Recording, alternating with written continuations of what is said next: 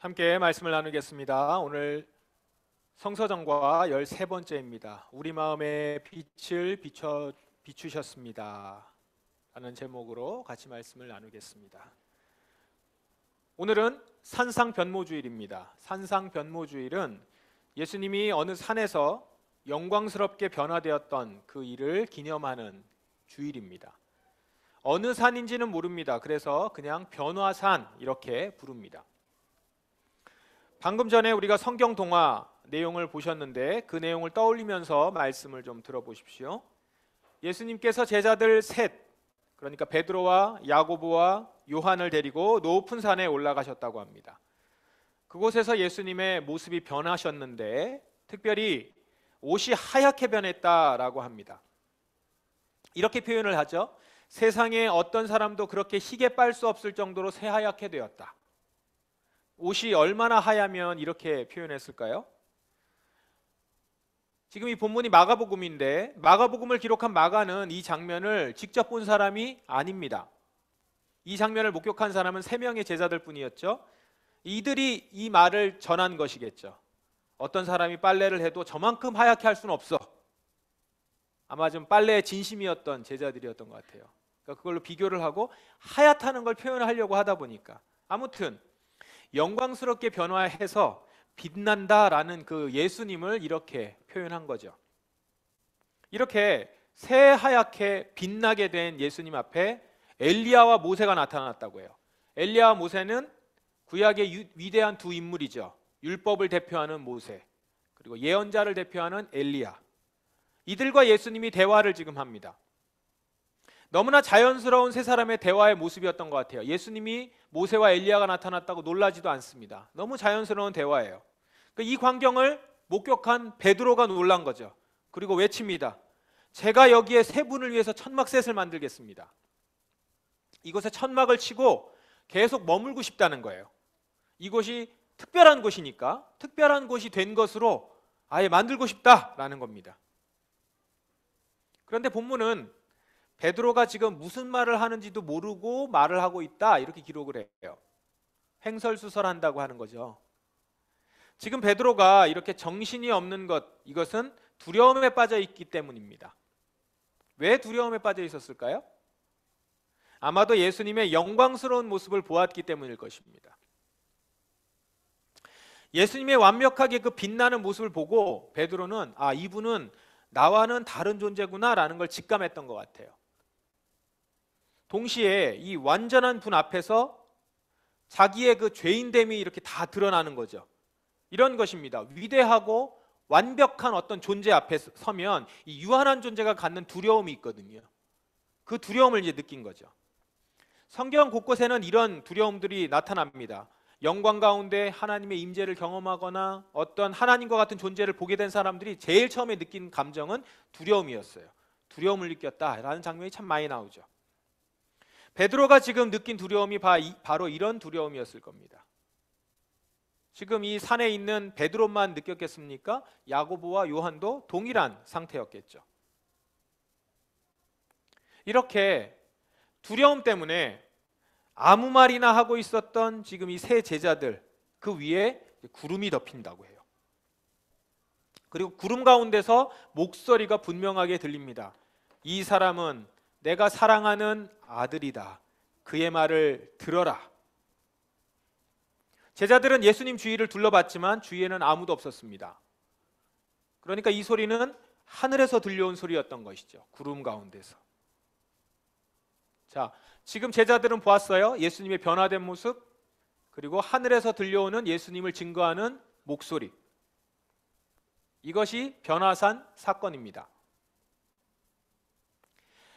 하나님께서 왜 제자들에게 예수님의 변화된 모습을 보여주셨습니까? 다시 말해서 이 변화산 사건을 우리에게 보여주신 바가 무엇인가요? 바로 예수님은 하나님께서 보내신 분이다라는 것을 알려주시려고 한 것이죠. 하나님께서 예수님에 대해서 이 사람은 내가 보낸 내 아들이다 직접 증언하셨잖아요. 그것만 봐도 그렇지 않습니까? 예수님의 옷이 세상에 어떤 사람이 희게 할 수 없을 정도로 빛나게 되었다. 이것 또한 바로 예수님이 하늘에서 온 분이라는 것을 보여주고 있는 것이죠. 세상에선 찾을 수 없다는 거니까요. 그러니까 지금 시각적으로 그리고 청각적으로 예수님은 하나님이 보낸 자임을 우리에게 보여주고 있는 것이죠. 그러면 예수님은 어떤 목적으로 이 땅에 보내지셨습니까? 우리가 잘 알듯이 우리 인간들을 죄에서부터 구원하시기 위해 오셨죠. 우리의 죄를 대신 짊어지시고 십자가에 죽으셔서 죄의 값을 치르기 위해서 오셨습니다. 사랑받고 행복을 누리려고 태어나신 것이 아니라 죽기 위해 태어나셨어요. 다른 사람을 위해 죽기 위해. 인간을 구원하시고자 이를 위해서 십자가에 죽으셔서 우리 죄값을 치르시려는 것, 그것이 하나님께서 자기 아들 예수를 이 땅에 보내신 목적이었습니다. 아들 예수는 그 아버지의 목적, 보내신 목적을 정확히 인식하고 그 목적을 위해서 살다가 목적에 맞게 죽었죠. 아버지가 보내신 목적에 온전히 부합하게 살다가 죽은 것입니다. 그런데 오늘 여기서 우리가 주목해야 할 것은 우리 역시 하나님의 특별한 목적을 위해서 이 세상에 보내진 자들이라는 것입니다. 성도들은 자기만의 인생의 목표나 계획을 위해 살아가는 자들이 아닙니다. 보내신 분, 하나님의 뜻을 이루기 위해서 살아가는 자들이라는 것이죠. 그래서 내 인생은 나의 것, 이것이 아니라 나를 보내신 분의 것이다 라는 겁니다. 이런 의미에서 성도는 공인이라고 할 수 있습니다. 공인. 성도의 삶은 단지 사적인 영역에 머물러 있는 것이 아니라 공적인 영역에 있다라는 것입니다. 성도의 삶은. 여러분의 삶이 공적인 영역에 있다는 거예요. 자, 그렇다면 우리가 하나님께 보냄받은 자인지 어떻게 확인할 수 있습니까? 내가 하나님의 백성인지는 어떻게 알 수 있냐는 거예요. 그것은 바로 복음의 빛이 우리 마음에 비추인 것을 통해서 알 수 있다라고 합니다. 사도 바울은 고린도 교회에 이렇게 말을 해요. 어둠 속에 빛이 비쳐라 라고 말씀하신 하나님께서 그리스도의 얼굴에 나타난 하나님의 영광을 깨닫게 해주시기 위해 우리 마음에 빛을 비추셨습니다. 우리 마음에 빛을 비추셨습니다. 하나님께서는 당신의 택한 자녀들의 마음에 그리스도의 영광을 드러내는 복음의 빛을 비추셨대요. 복음의 빛을 비추셨다. 태초에 온 세상이 아직 흑암 속에 있을 때 빛이 있으라 라고 말씀하신 하나님께서 어두운 우리 마음에 복음의 빛을 비춰주신 것이죠. 반면에 이 시대의 신이 믿지 아니하는 사람들의 마음을 어둡게 하여 이 시대의 신이 믿지 아니하는 사람들의 마음을 어둡게 하여 하나님의 형상이신 그리스도의 영광을 드러내는 복음의 빛을 보지 못하게 하였다. 믿지 아니하는 사람들에게는 이 시대의 신이 그 마음을 어둡게 해서 복음의 빛을 보지 못하게 한다는 겁니다. 하나님의 당신의 택한 자녀들에게는 복음의 빛이 비춰지고 하나님을 믿지 아니하는 자, 택함 받지 아니하는 자들에게는 이 시대의 신이 아예 그 마음을 어둡게 해서 보지 못하게 한다는 것이죠. 따라서 여러분의 마음이 예수 그리스도의 십자가의 보혈로 깨끗이 씻기고 복음의 빛이 지금 비춰졌다면 여러분은 하나님이 세상에 보내신 자들인 것입니다. 세상에 보내신 자들이라는 것은 여러분이 세상에 공인으로 보냄받았다는 것을 의미하는 것이죠. 그래서 여러분의 삶은 여러분 개인에게 속한 사적인 삶이 아니라 하나님께 속한 공적인 삶이다라는 것입니다. 지금 우리 한국 교회가 많이 놓치고 있는 것 중에 하나가 이 공인이라는 의식입니다. 교회는 공인이다, 성도들은 공인이다 라고 하는 의식이에요. 이걸 많이 놓치고 있어요. 교회는 하나님의 뜻을 이 세상에 드러내고 나타내고 그렇게 하는 공적 기관인 거예요. 이 의식을 놓치게 되면 교회를 사유화하게 되죠. 그리고 마땅히 이거는 내 권리인 양, 우리 교회는 내가 세웠으니까, 우리가 세웠으니까, 우리 돈으로 세웠으니까 이렇게 우리 교회는 우리 마음대로 할 수 있는 것이냐 생각하는 거예요. 교회는 세상의 윤리 도덕의 기준에 만약에 미치지 못한다라고 하면 비판받을 수 있습니다. 세상에 비판받을 수 있고 다른 교회가, 동료 교회가 비판할 수 있는 것입니다. 왜요? 공적 기관이기 때문에. 하나님의 보내심을 받은 그 목적 가운데 살아가야 되는 공적 기관이기 때문에. 그러므로 이런 말은 할 수 없어요. 왜 남의 일에, 남의 교회 일에 끼어드냐? 왜 우리 교회 일을 남의 사람들이 와가지고 이야기하느냐? 이런 말 할 수 없다라는 거예요. 교회는 공적인 기관이기 때문에. 어느 개인에게 속한 사적 기관이 아닌 것입니다. 우리 교회를 너무 사랑하는 마음으로 내 교회 이런 것은 좋을 수 있으나 그게 사유화해서 내가 세운 교회, 내가 지은 교회, 내가 마음대로 할 수 있는 교회, 내가 어릴 적부터 털을 닦은 교회, 그것이 내가 사유화하고 사적인 영역에 있는 것처럼 내 마음대로 할 수 있다라고 생각하는 것, 그것은 교회를 하나님이 보내신 공적 기관으로 알지 못하고 성도로서 내가 공인이라는 걸 인식하지 못할 때 나오는 그런 일인 것이죠. 성도들은 하나님께 보냄을 받아서 하나님의 일을 하는 사람들입니다. 따라서 여러분은 여러분의 행복을 위해서만 살아가지 않고 하나님의 나라와 그분의 뜻을 위해서 살아가는 자들이에요. 그런데 여러분이 그 목적대로, 그 뜻대로 살아가면 비로소 거기에서 참 행복을 느낄 수 있을 것입니다. 목적에 부합하는 인생을 살 때 하나님은 그 가운데서 보내신 분이 주시는 진짜 행복, 내가 이 땅에서 살아가는 그 참 행복, 그 가치를 느낄 수 있게 된다라는 것이죠. 여러분 모두 이 행복을 느끼실 수 있기를 바랍니다. 그러면 여러분, 지금 여러분의 마음에 복음의 빛이 온전히 비춰지고 있나요? 여기서 중요한 것은 여러분의 마음의 일부가 아니라 마음 전체에 비춰지고 있는가를 보셔야 돼요. 여러분의 마음 구석구석에 그리스도의 영광의 빛이 다 비춰졌는가? 많은 성도들이 이 부분을 간과합니다. 나는 복음의 빛을 받았지. 그냥 한번 비춰짐을 받고 빛을 보았다는 것에 그냥 만족하고 인식해요. 그러나 여전히 많은 사람들의 마음 구석구석에는 복음의 빛이 비춰지지 않은 곳이 있습니다. 온전히 비춰지지 않은 것이죠. 그래서 성도들마다 각자 그 가운데 그냥 여전히 그 빛이 다 비춰지지 못해서 어두워진 곳, 그냥 덮어두어서 빛이 들어가지 못한 채 그대로인 곳이 있는 분들이 많습니다. 그러다 보니까 상처로 인해 용서하지 못하는 마음, 분노하는 마음, 미움과 원망이 서려 있는 이 어두운 마음, 그게 그대로 방치되어 있는 것이죠. 내 마음 가운데.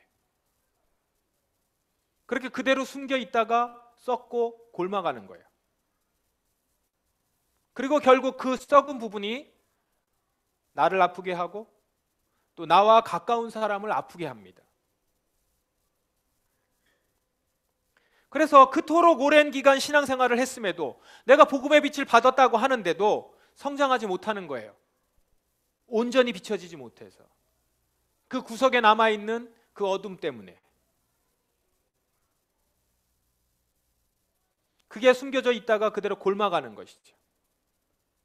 복음의 빛을 보았다고는 하지만 결국 그렇게 비춰지지 못했던 그 내 마음의 한 구석이 계속 나를 괴롭히고 가는 것이죠. 신앙생활을 하면서도. 빛이 들어가지 못한 곳에는 곰팡이가 쓸듯이 복음의 빛이 들어가지 못한 마음 한켠은 결국 썩어서 나를 무너뜨리는 데까지 갑니다.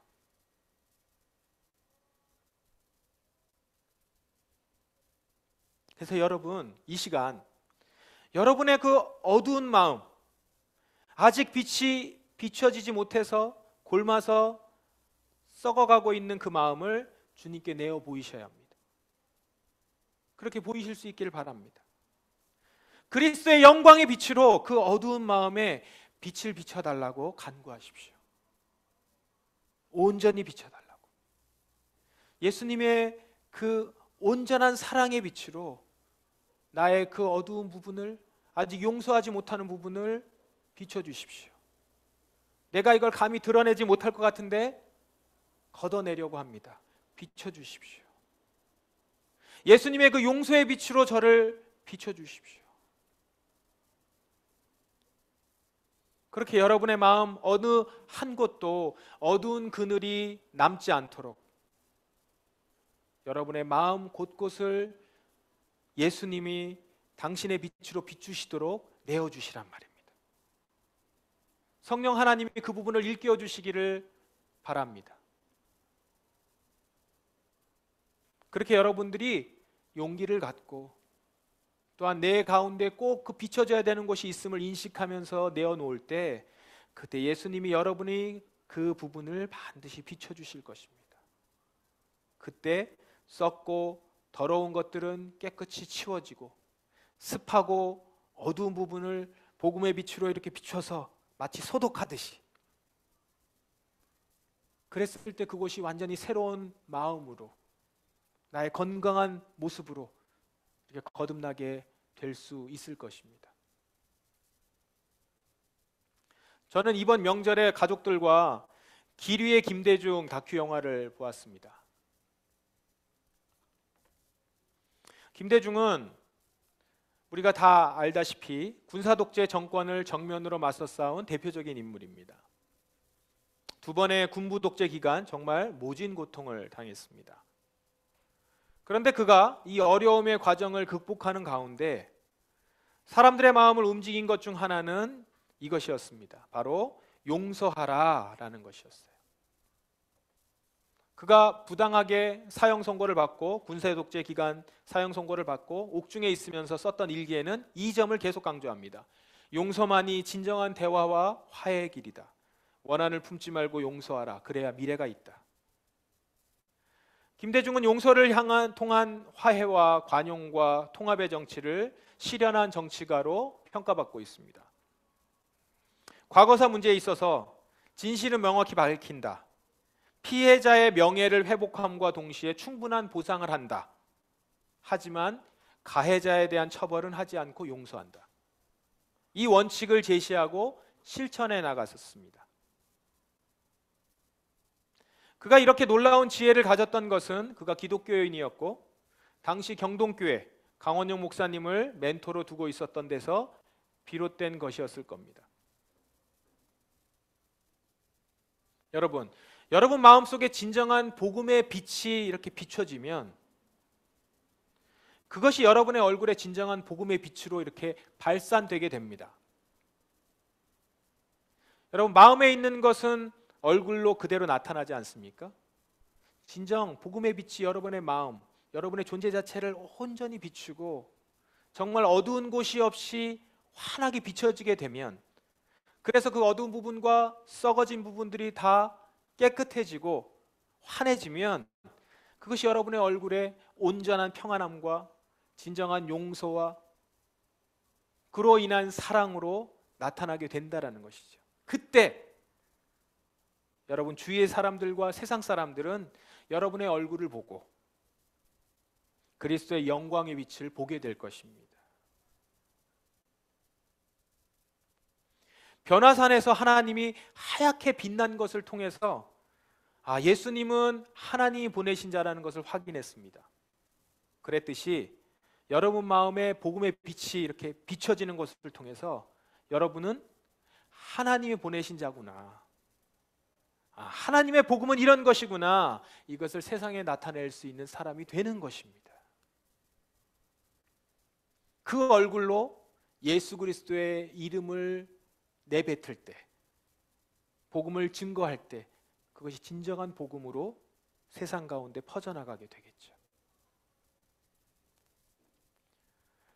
어둠 속에 빛이 비쳐라 라고 말씀하신 하나님께서 오늘 여러분에게 빛을 비춰주셔서 여러분의 삶의 어둠이 물러가고 복음의 빛으로만 빛나는 여러분들이 되시기를 바랍니다. 주님, 내 마음에 빛을 비춰 주십시오.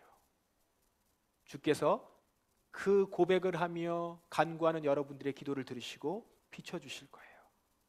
그 따스한 빛과 따스한 열을 받으셔서 정말 온전한 모습으로 회복되는 여러분 되기를 바랍니다. 오늘도 어둠 속에 빛이 비쳐라 라고 하시는 말씀을 들으시는 여러분 되길 바랍니다. 여러분 가운데 온전히 어둠이 물러가고 복음의 빛으로만 빛나게 될 것입니다. 다 같이 기도하겠습니다.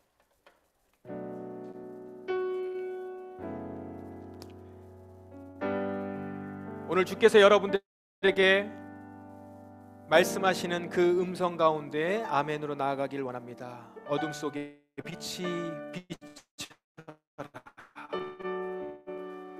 주님, 제 마음에 아직 어두운 부분과 용서하지 못하는 부분과 사랑하지 못하는 부분, 상처로 인하여서 웅크리고 있는 부분, 누군가 건드렸을 때 튀어나오는 나의 날카로움들, 주여 그곳에 당신의 따사로운 사랑의 빛을 비춰주시옵소서. 그렇게 저를 녹여주시옵소서. 저를 그렇게 어루만져 주시옵소서. 그렇게 복음의 빛으로 변화된 자로, 온전하게 된 자로 그 얼굴빛이 환하여 그 빛을 바라는, 세상의 빛을 바라는 자가 되기를 원합니다. 이렇게 주님 앞에 간구하며 나아가십시다. 기도하겠습니다. 어둠 속에 빛이 비쳐라 말씀하시는